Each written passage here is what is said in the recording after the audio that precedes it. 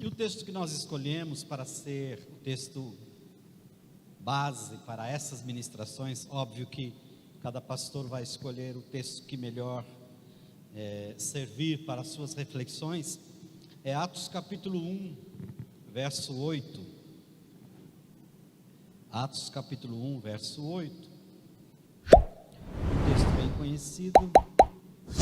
Mas vocês receberão um poder ao descer sobre vocês o Espírito Santo, e serão minhas testemunhas, tanto em Jerusalém, como em toda a Judéia e Samaria, e até os confins da terra.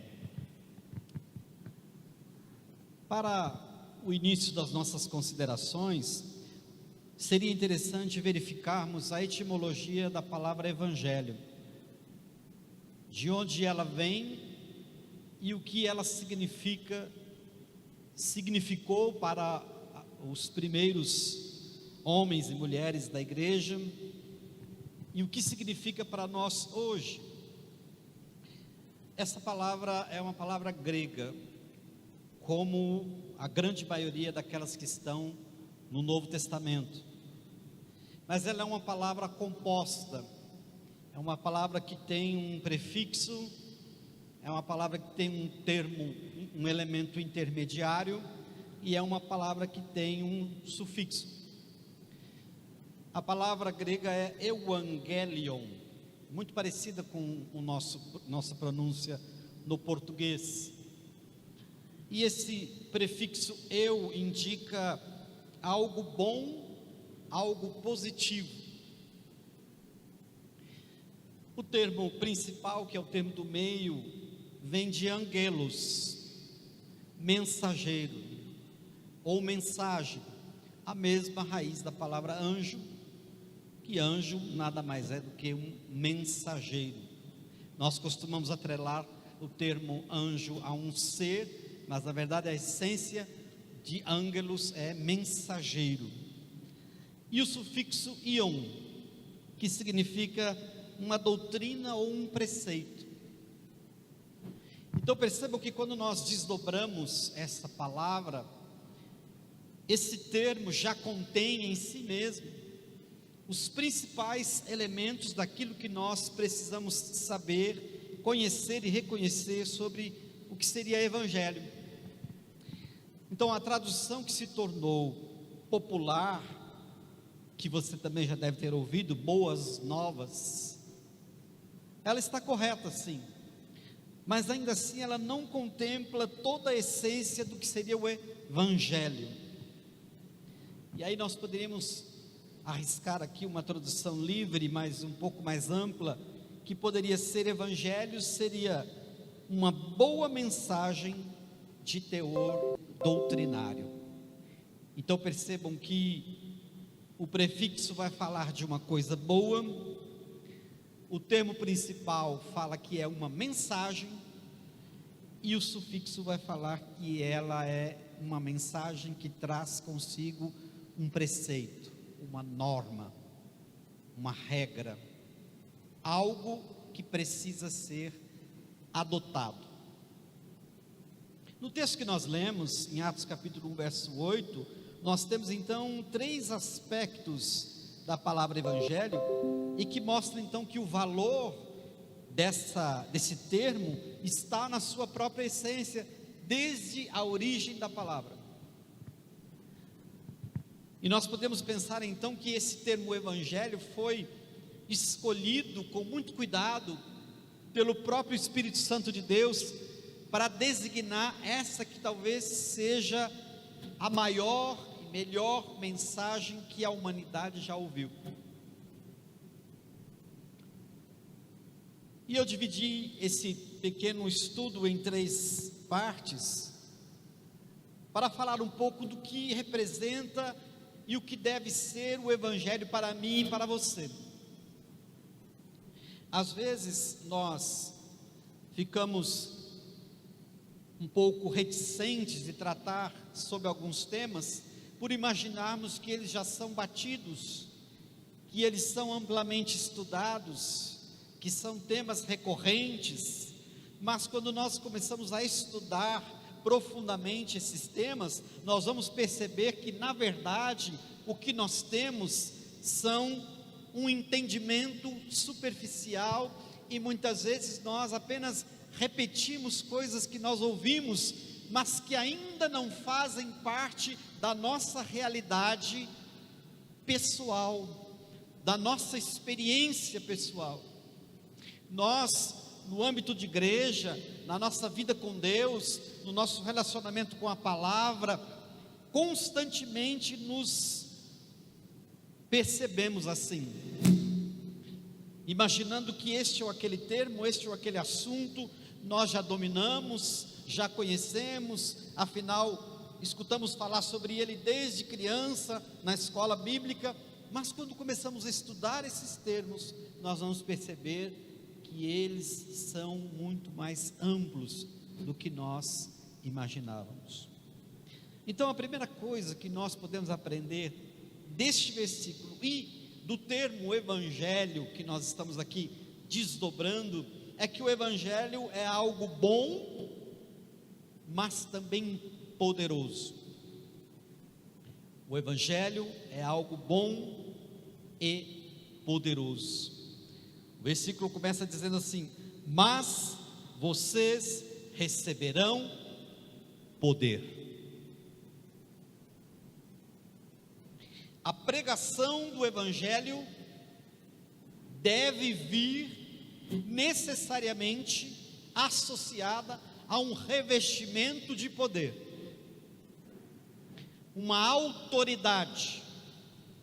E o que poderia ser melhor do que um poder vindo direto de Deus, que nos enche a alma, o coração, o pensamento, a emoção, a vontade, que muda todas as nossas estratégias, que transforma todo o nosso pensamento, que altera a rota da nossa vida, que abre os nossos olhos para uma realidade maior, que insere dentro da nossa mente e do nosso coração novas categorias de pensamento, novas modalidades de amor, e um entendimento sobrenatural que seria impossível sem uma manifestação de poder sobre nossas vidas.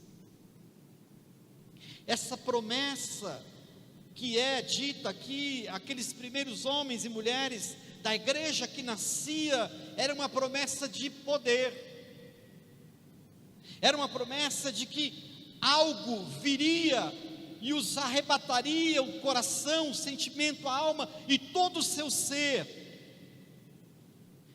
e eles haveriam de perceber e de sentir que algo diferente estava acontecendo. Mais para frente, o apóstolo Paulo vai dizer lá em Romanos capítulo 1, verso 16: porquanto não me envergonho do evangelho, porque é o poder de Deus para a salvação de todo aquele que crê. O evangelho é o poder de Deus. O evangelho é uma força extraordinária e sobrenatural que invade o coração da pessoa ou das pessoas, e que faz com que esses seres, outrora normais, agora assumam um estado secundário de seres especiais para Deus, com uma mensagem que homem algum pôde criar na sua mente, por mais criativa que seja, com uma mensagem que tem o poder de chegar a todos os corações e mentes, desde os mais estudados e cultos até os iletrados, com uma mensagem tão poderosa que pode fazer com que anos de uma vida inteira sejam transformados de tal forma que o novo caminhar é ressignificado, e tudo aquilo que aconteceu antes dessa experiência seja praticamente aniquilado. O evangelho é um poder, mas ele é algo bom, e é importante distinguirmos essas duas coisas, porque neste mundo em que nós estamos vivendo, e desde que o homem caiu, desobedeceu a Deus, se enveredou pelo pecado, ele vem tentando se reencontrar e busca-se desesperadamente retomar o controle de alguma coisa que nem ele mesmo sabe o que é. E é essa uma das razões pelas quais o homem busca incansavelmente poder. Alguns buscam poder nas religiões de mistério. Quando Paulo pregava num certo lugar, veio um homem que era mágico, e ele viu que o poder do Espírito Santo, que era ministrado pelos apóstolos, era algo muito superior ao que ele conhecia dentro da sua experiência da magia, do contato com as forças sobrenaturais das trevas. E ele então quis aquele poder, porque aquele poder era muito maior do que o que ele conhecia, e ele ofereceu então dinheiro. As pessoas estão em todos os momentos fazendo aquilo que for possível e o impossível para adquirir poder. Mas a maioria delas só precisa saber que o Evangelho, que receber Jesus Cristo como Senhor e Salvador de suas vidas, e ser selado com o Espírito Santo, isto lhe dá o poder que não se pode comparar com nenhum outro poder. O Evangelho é o poder de Deus para a salvação de todo aquele que crê, porque por maior poder que a pessoa possa ter, se ela não tiver o poder do Evangelho na vida dela, ela não consegue resolver o principal problema dela, que é o problema do pecado. E esse Evangelho, que é o poder de Deus, tem a capacidade de nos transformar do reino das trevas para o reino da luz. Tem o poder de nos projetar para a eternidade com Deus. Tem o poder de nos transformar em cidadãos deste mundo, pecadores, irremediavelmente pecadores, em cidadãos dos céus, justificados por Jesus Cristo, pelo seu sangue na cruz. Mas esse poder, esse Evangelho é algo bom, como a própria palavra Evangelho diz. Em 1 Timóteo capítulo 1, verso 11, vemos o seguinte: essa sã doutrina encontra-se no glorioso Evangelho que me foi outorgado, a saber, o Evangelho do Deus bendito. Aqui ele está repetindo novamente aquilo que é a essência do Evangelho. Ele diz que é uma sã doutrina, e é importante colocar isso então em evidência, tanto no tempo de Timóteo como agora, porque nós temos milhares de outras doutrinas que não são sãs, que distraem a mente do homem, que deturpam os valores, os conceitos, que fazem com que as pessoas vão para longe de Deus. Mas o Evangelho é uma sã doutrina. É uma doutrina que, além de trazer em si mesmo a capacidade de ser sã, ela pode trazer também saúde para o nosso coração. Essa doutrina que é sã, vem para nos sarar.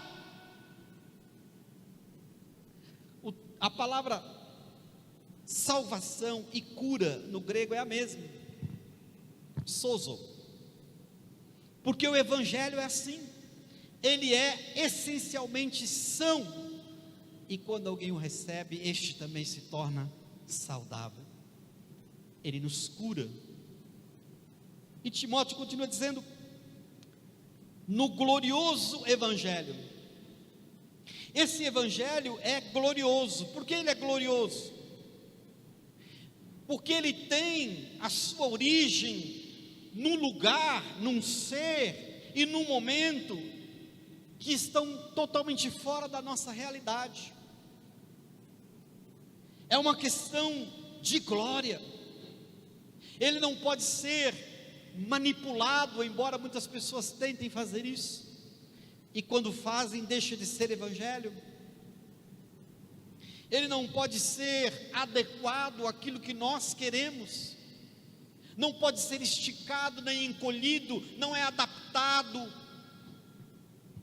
Por isso é uma mensagem que muitas vezes não é muito bem recebida, principalmente na nossa geração, onde as pessoas estão atrás de homens, de gurus, que lhes digam aquilo que elas querem ouvir, coisas agradáveis aos seus ouvidos, coisas que formam um conluio com a maldade que já está no coração do homem. E quando vem o Evangelho glorioso, esta mensagem de glória, ele vem para implodir o ser humano, destruir essa estrutura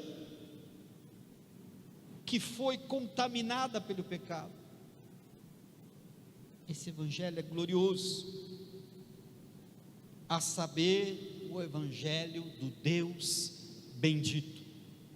Então a primeira coisa que nós aprendemos nessa reflexão é que o Evangelho é algo bom e poderoso. Nós precisamos viver essa realidade e precisamos mostrar essa realidade, porque tem muitas pessoas que, por não conhecer, não acham que o Evangelho seja bom e muito menos poderoso. Talvez algumas pessoas tiveram uma experiência ruim com falsos profetas, com falsas igrejas, com modalidades satânicas de igrejas, travestidas de igreja evangélica, e eles nunca conheceram que o Evangelho é bom, nunca souberam que o Evangelho é poderoso, e por isso falta esse elemento importante, porque muitas pessoas, principalmente do nosso tempo, estão sofrendo de overdose de pregações, mas falta o conteúdo, falta a verdade da palavra de Deus, falta informar para essas pessoas que esse Evangelho, que é bom e é poderoso, está disponível para quem quer que seja, quem desejar. É o poder de Deus para a salvação de todo aquele que crê. E no versículo Paulo ainda completa, do judeu ou do grego, aí ele abarca todas as pessoas, ou seja, os judeus e os gentios. A segunda coisa que nós aprendemos sobre o Evangelho é que ele é uma mensagem do céu. Além de ser bom e poderoso, é uma mensagem do céu. O versículo de Atos capítulo 1, verso 8, continua dizendo: recebereis poder ao descer sobre vocês o Espírito Santo. Quando você estiver estudando um texto bíblico, preste atenção nos verbos, eles vão te ensinar muita coisa. Quando ele diz que esse Espírito vai descer, significa que ele virá de um lugar que não é aqui, que ele virá de algo que está fora do controle, da capacidade e da imaginação do ser humano. O Evangelho não é produto da imaginação de quem quer que seja neste mundo. O Evangelho não é um tratado filosófico, o Evangelho não é uma ideologia, o Evangelho não é um panfleto, o Evangelho não é fruto da imaginação de alguém que dormiu debaixo de uma figueira e teve um sonho, como aconteceu com Siddhartha Gautama, fundador do budismo.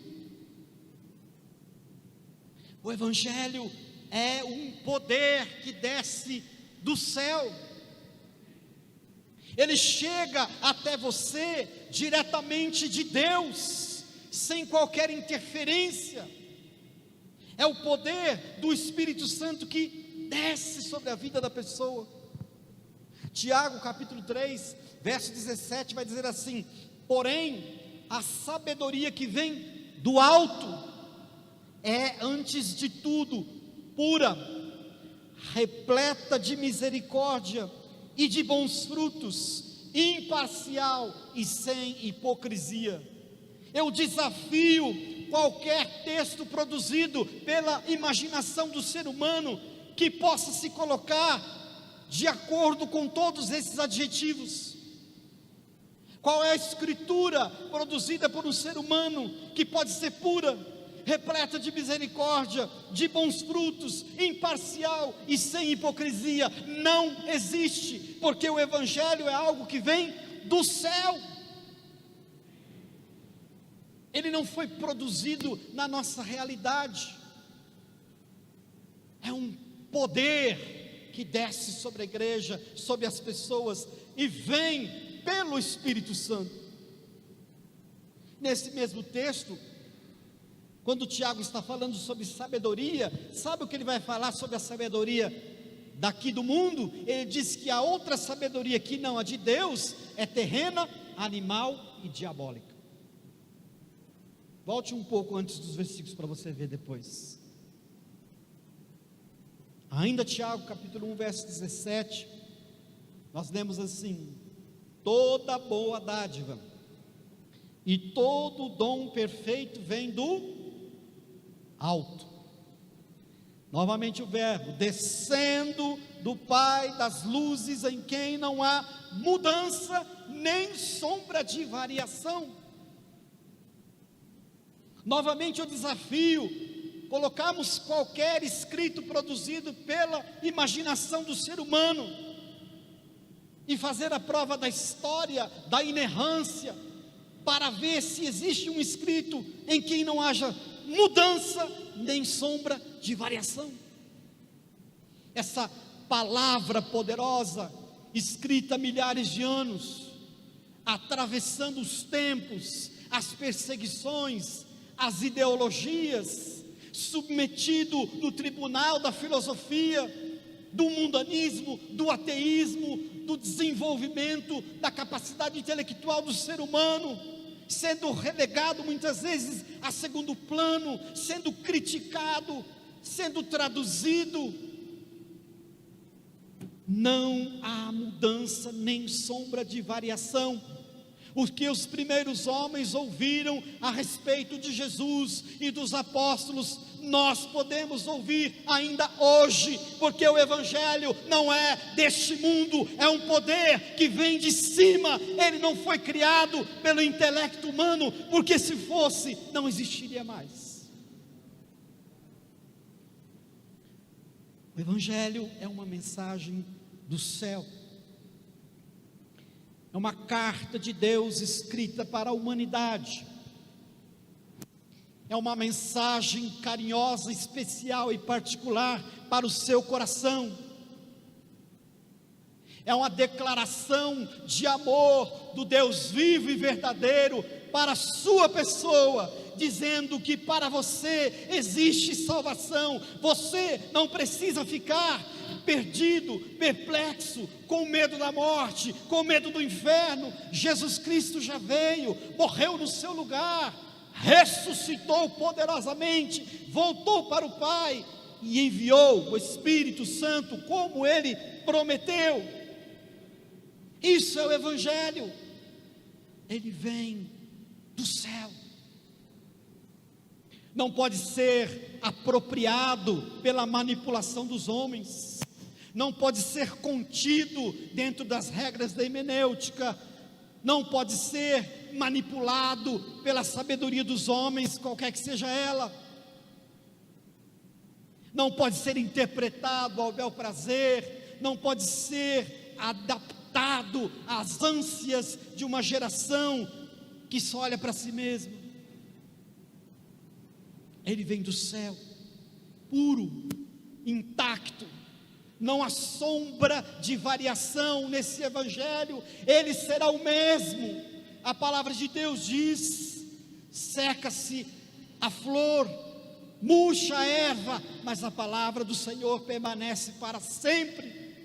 É esta mesma palavra que ouviram os homens pelos séculos que nos antecederam, e é essa mesma palavra, sem mudança e sem sombra de variação, que ouvirão as pessoas que virão depois de nós, até que esse mundo for mundo, e quando Jesus voltar para buscar a sua igreja, porque o Evangelho é algo que vem do céu. Mas tem uma terceira coisa que é o Evangelho. O Evangelho é para ser vivido e compartilhado.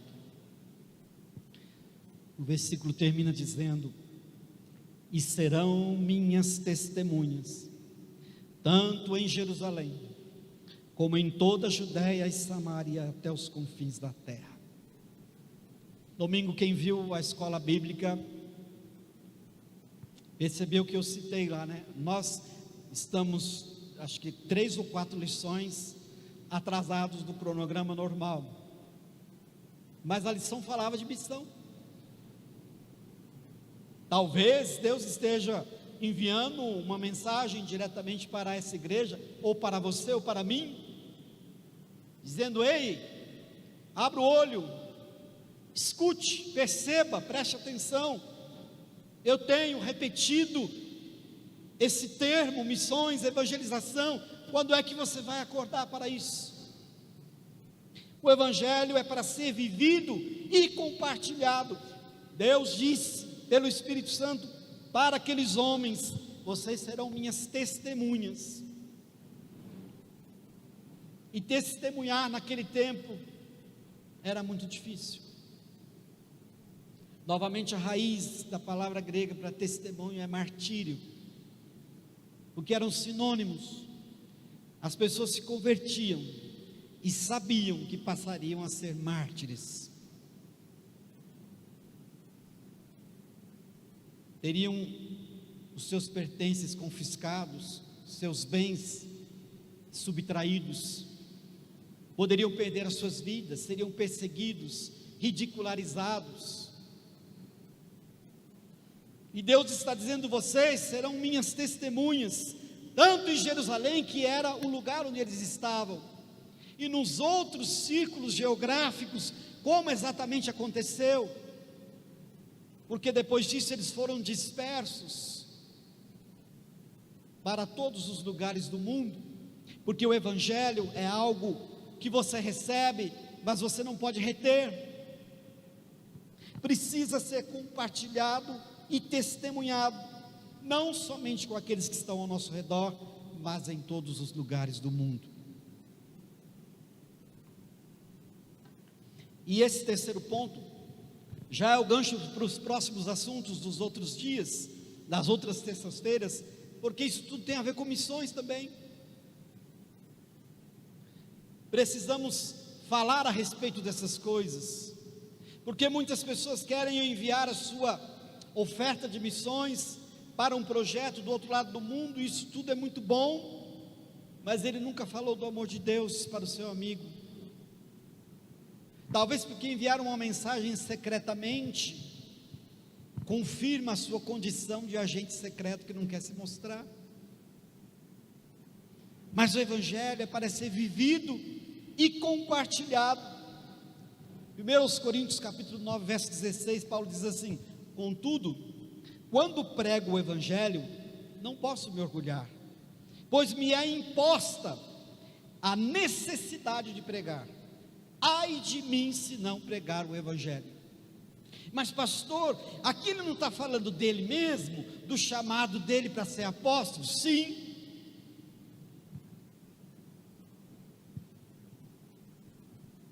mas ele deixou registrado pelo Espírito Santo, porque Paulo tinha essa característica de escrita. Ele falava do que ele fazia, para dizer exatamente o que nós temos que fazer. Então ele diz, é como se ele estivesse dizendo: a cada um que recebe o Evangelho é imposta a necessidade de pregar. E essa necessidade vem por várias razões. Primeiro, porque aquele que me salvou deseja salvar outros também, e quer me usar como um testemunho, como um instrumento. Segundo, porque, como a palavra declara, nós não podemos deixar de falar daquilo que temos visto e ouvido. Ai de mim se não pregar o Evangelho.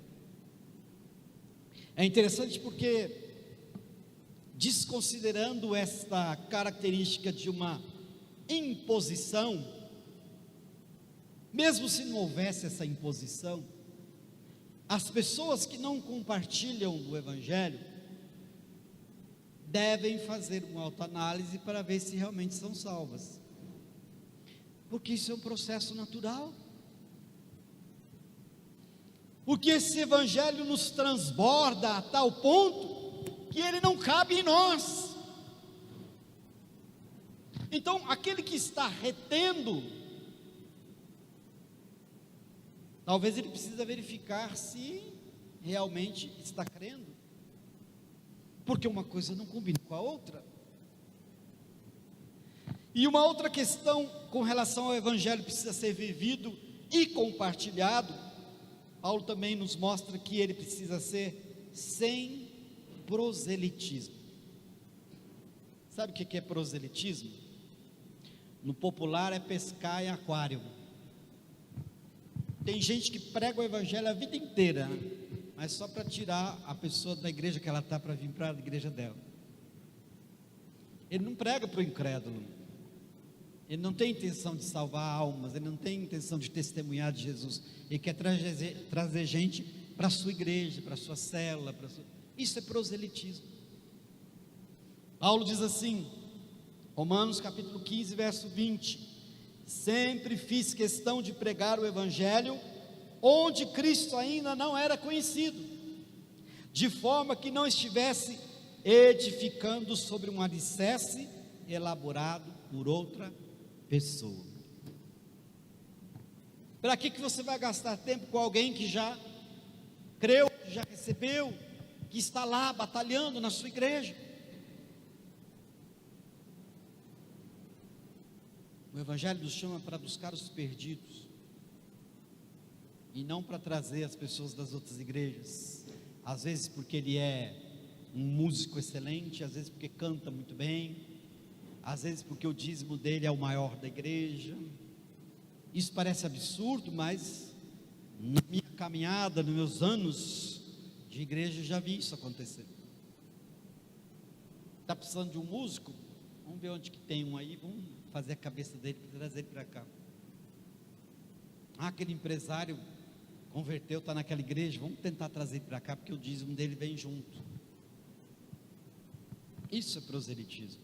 Mas o Evangelho é para ser primeiramente vivido e depois compartilhado com as outras pessoas. Por isso, serão minhas testemunhas tanto em Jerusalém como em toda a Judeia e Samaria e até os confins da terra. Eu concluo por hoje dizendo que este Evangelho, que é algo bom, que é poderoso, que é uma mensagem do céu e que é para ser vivido e compartilhado, já está em você. E a pergunta é: o que você está esperando para compartilhar? Você vai ouvir muito disso por esses dias ainda, não somente nas aulas da escola bíblica, como nas terças-feiras, e por que não aos domingos, quando estamos estudando sobre a reforma protestante. Que Deus os abençoe em nome de Jesus.